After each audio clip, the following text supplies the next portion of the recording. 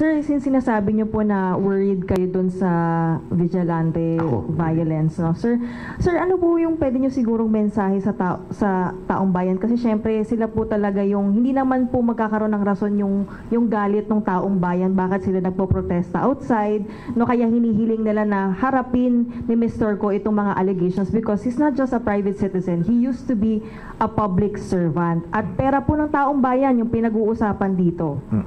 Okay. Naiintindihan ko, ito yung message ko, no? Naiintindihan ko na mainit ang ulo ng mga taong bayan. Pati ako, believe it or not, naiinis din ako. No? Narinig ko na si Bryce Hernandez, may Lamborghini at saka Ferrari, etc. Naiinis din ako. But ang appeal ko is, let's look at the evidence. Kasi madaling masway pag narinig natin na ang dami-daming pera nito. You know, you look at the evidence, 4.1 billion opening, Richard and Cynthia Villar or Manny Pacquiao. Tingnan naman nyo, sinasabi nyo na nag-increase ng 900. Okay, let's play with that number. I'm sure sa negosyo galing yun.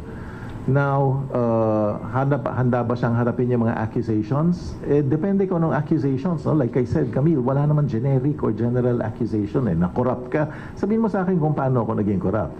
Nagnakaw ako, sabihin mo sa akin kung saan ako, anong ninakaw ko, magkano, kailan, how. Diba? Then haharapin. Because otherwise, mabang mangyayari niyan eh.